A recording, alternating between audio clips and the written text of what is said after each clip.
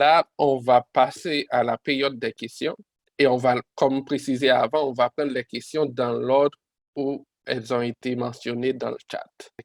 Avec la première question, est-ce que le curriculum de la faculté des sciences a été mis à jour pour prendre en charge ces nouveaux risques et enjeux? Cette question a été posée pendant la présentation de Dr. Suze. Je ne sais pas si Dr. Suze veut s'aventurer. En fait, tout ce qui est calcul sismique, même ici au Québec, c'est au niveau des maîtrises et doctorats qu'on approfondit ces concepts-là. Les concepts de base qu'on apprend à la Faculté des sciences, tout ce qui est analyse des structures, tout ce qui est, et là, écoutez, ça fait quand même longtemps, j'espère que quelqu'un pourra mettre à jour ce que je dis par rapport à ce qui se passe maintenant. Mais quand j'ai fait mes études en génie parasismique, ce que j'ai appris à la faculté m'a permis de le faire. Donc, tout ce qui était base et résistance des matériaux, statique et dynamique, des cours comme ça, c'est ce qui m'a permis de bien comprendre les concepts de génie parasismique. Mais c'est même ici au Québec, ce qu'on voit avec les étudiants au niveau du baccalauréat, c'est la base, c'est vraiment au niveau de la maîtrise et du doctorat qu'il faut aller. Mais je pense qu'au niveau de la faculté, il y a quelque chose de très, très important qui est fait. C'est tout la connaissance de l'aléa et du danger. Donc, à ce moment-là, ce qu'on vient faire essentiellement, c'est de superposer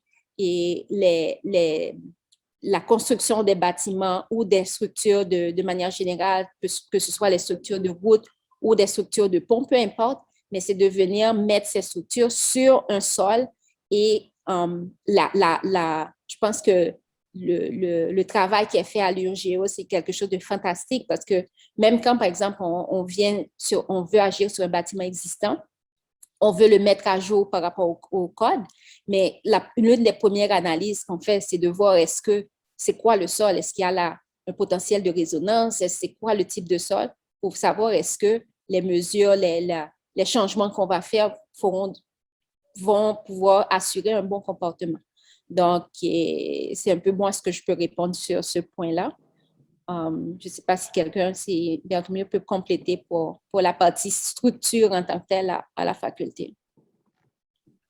Bon, ce que je peux dire pour cette question, c'est qu'au niveau de GC1, GC2 et GC3, donc on n'a pas ce type de cours, mais au niveau du master de la faculté, que ce soit le master de l'UGO ou bien le master UBATER, beaucoup plus pour les architectes, on a ce type de cours concernant la vulnérabilité du bâti, la vulnérabilité de la population, c'est important. On a ce type de cours au niveau du master.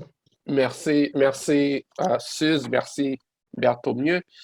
La prochaine question s'adresse encore à Suze. C'était considérant les conditions économiques de la population haïtienne et du type de bâtiment le plus courant en zone urbaine, très rigide, quel facteur de réduction d'effort air devrait-on utiliser?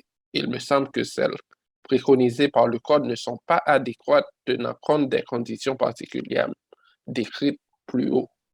Oui, je pense que la personne fait référence aux coefficients qui sont liés à la ductilité, qui sont dans la fameuse formule du calcul de V.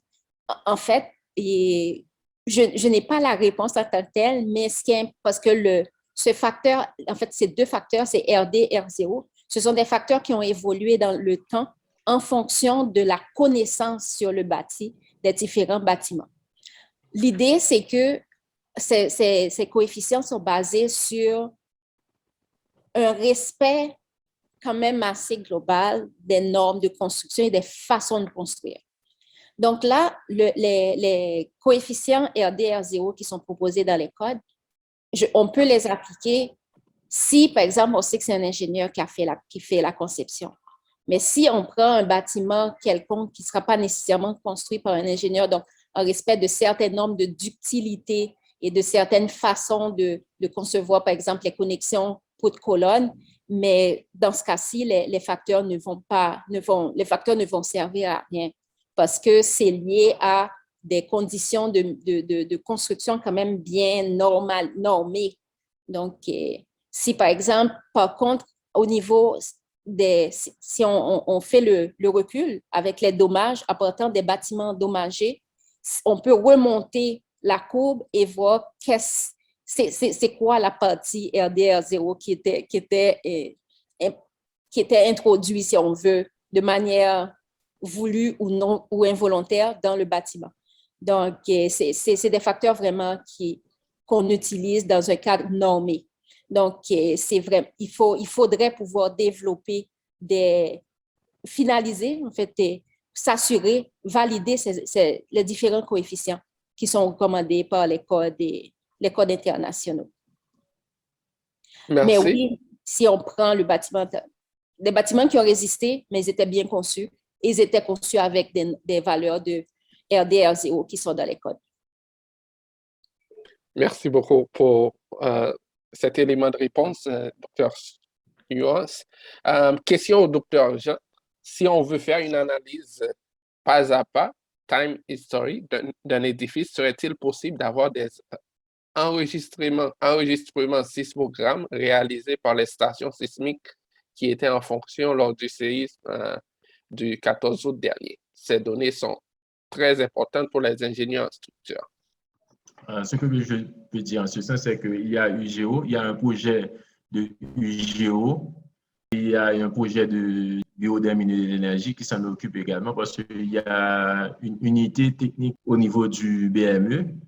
Et si on veut avoir des données, que ce soit les mesures d'accélération en permanence par rapport à la prestation, on peut contacter cette unité et UTS du BME. Mais le laboratoire n'a pas de station sismique dans les provinces ou bien au niveau de province. C'est plus le BME à travers l'unité de l'UTS et l'UGO de la faculté des sciences qui a un projet sismo-citoyen où on peut avoir ces données sismiques au niveau de ces deux institutions. Merci beaucoup. Une autre question pour toi, Bertholomew. Est-ce que le LNBTP a aussi des programmes destinés au grand public pour faire la promotion de bonnes pratiques en matière de construction? Le LNBTP n'a pas de projet destiné au grand public pour faire ce travail. C'est plus un travail du ministère des TPTC parce qu'il y a une partie du ministère qui s'en occupe et à chaque fois, on fait des formations sur les bonnes constructions, les constructions sûres au niveau du ministère. Donc, c'est le ministère qui s'en occupe à travers l'UNOPS.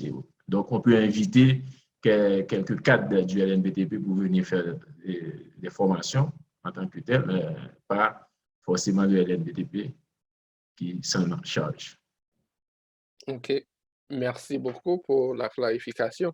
Il y a Philippe Lautier, je pense, qui a apporté une... peut-être que c'était en lien avec la question précédente sur les notions qu'on devait soit intégrer ou bien qu'on pourrait intégrer dans le curriculum de la faculté, qui a mentionné que les notions de base, notamment sur la ductilité, devraient aussi faire partie du curriculum. Je ne sais pas si... Oui, tout à fait. Mais est-ce que je pourrais rajouter quelque chose là-dessus? Mm-hmm. Oui, et c'est en fait, et en plus, c'est une partie qui est tellement intéressante dans le génie parasismique. C'est peut-être les 2 diapos que j'ai sautés, mais regardez ce qu'on a fait et avec les mêmes appareils que le LNBTP vient faire les mesures de sol, des tomographes, mais on les utilise aussi au niveau du bâtiment pour justement comprendre de quelle façon le bâtiment va bouger sous l'effet, va bouger plus sous l'effet du tremblement de terre. Et c'est très lié à la ductilité.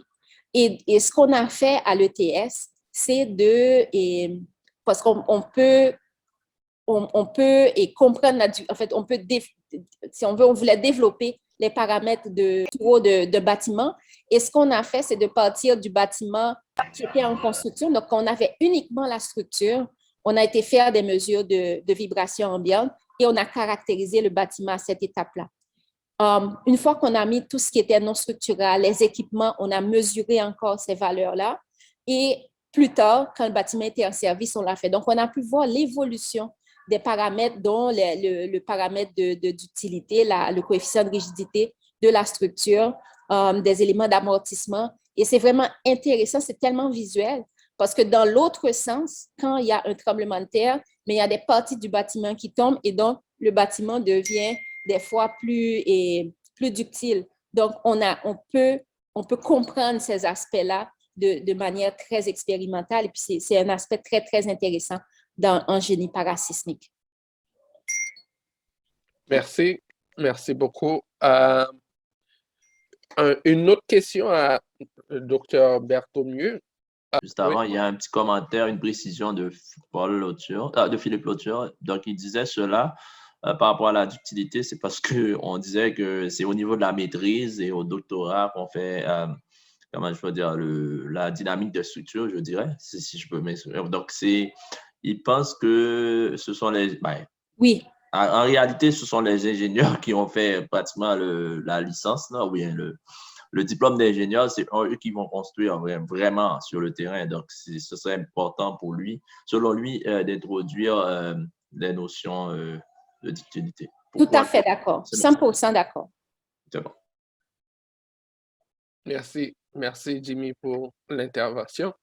Donc, on revient avec cette question qui est adressée à Dr. Berthaumieux-Jean. Vous avez parlé de contrôle de qualité. J'ai une préoccupation par rapport à cette thématique, particulièrement dans le cadre de prélèvement d'échantillons de béton pour les écraser dans 28 jours. Dans l'intervalle, le chantier aura pas mal avancé. En cas de non-conformité, comment gérer cette situation? De manière générale, la qualité, ça concerne tous les ingrédients du béton. C'est la qualité des matériaux, qualité du ciment et tout. Mais l'essentiel au laboratoire, ce qu'on fait, lorsqu'on fait des études sur le béton, on fait un petit béton, c'est-à-dire qu'on applique la méthode de Drugoris et à partir de ce petit béton, on vérifie les données nécessaires. Ensuite, on va faire des essais sur ce petit béton pour voir si tous les paramètres sont OK. Sinon, après, on fait des corrections. À partir des corrections, maintenant, on peut faire un gros béton et après, on fait l'application sur le terrain. Okay, d'accord, merci. La prochaine question, c'est concernant le nouveau bâtiment de la faculté.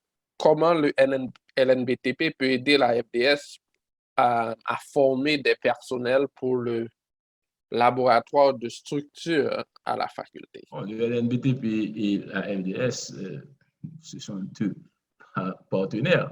Moi, je suis professeur également à la faculté des sciences. Il y a un partenariat très serré entre les deux institutions. Par exemple, le technicien pour le laboratoire UGO, c'est le LNBTP qui l'a formé, les anciens techniciens. Quelques membres de l'UGO sont également des employés du laboratoire. Donc, on a un partenariat très serré entre les deux institutions.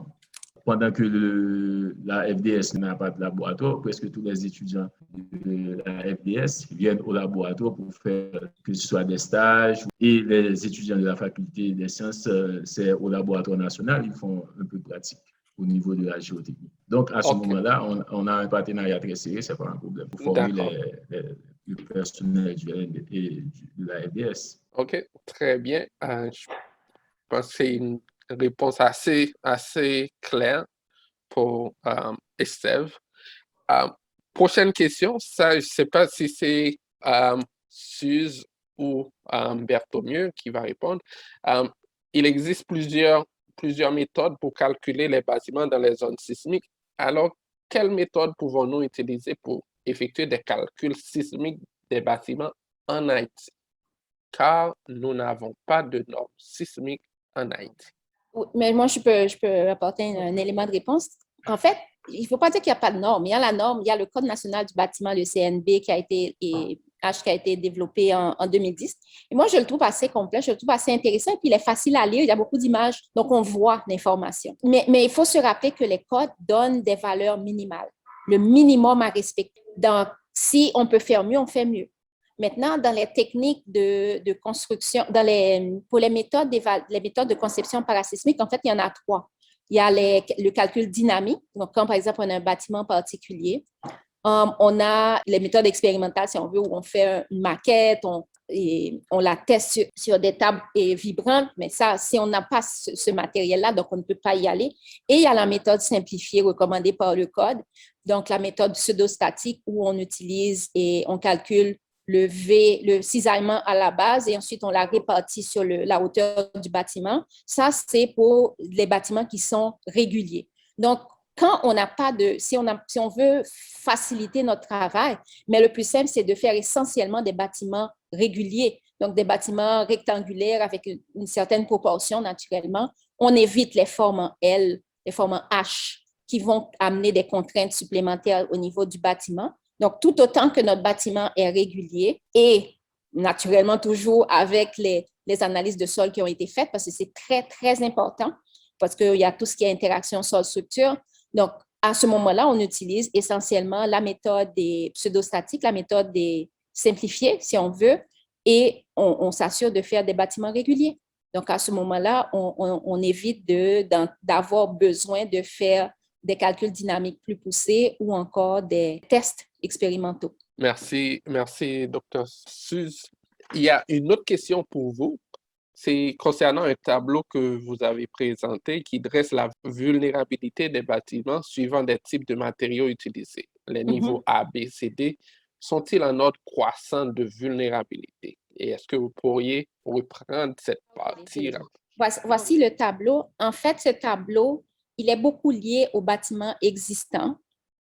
Donc, ça, c'est vraiment quand, par exemple, on veut évaluer des bâtiments existants. Donc, ça nous donne déjà une première information sur le niveau de vulnérabilité des bâtiments. Donc, on a le cercle qui nous met la classe. Donc, la classe et la vulnérabilité est décroissante. Donc, le A, c'est la classe la plus vulnérable et vers le F, on est moins vulnérable. Et en fait, c'est quand même, regardez, il y a quand même, c'est comme en statistique quand on a les schémas à moustache, là. Donc, ça nous donne un intervalle de vulnérabilité. Donc, quand, par exemple, si on prend la pierre massive, mais on est dans une classe de vulnérabilité C, mais en fonction de la qualité des matériaux et puis de l'année de construction, on peut s'en aller vers un B ou vers un D, vers une classe D qui est moins vulnérable. Donc, par exemple, dans le cas des... Mais là, c'est quand on connaît bien les types la façon de construire. Par exemple, à Montréal, on a, par exemple, des bâtiments en fonction des quartiers. Donc, quand on sait que dans ce quartier-là, c'est un quartier, entre guillemets, plus riche, donc on sait que la pierre massive est de meilleure qualité. Donc, on peut s'en aller vers le C et D, alors que pour d'autres zones, mais on va aller plutôt vers un B pour être plus conservateur. Donc là, c'est vraiment quand on veut évaluer des bâtiments, le plus souvent des bâtiments existants. Donc, on retourne sur le type de structure, l'ossature et le système de réponse aux forces latérales. Et à ce moment-là, on peut classer les bâtiments. Donc, oui, ça peut s'appliquer aussi pour les bâtiments en Haïti. Merci beaucoup, Suze.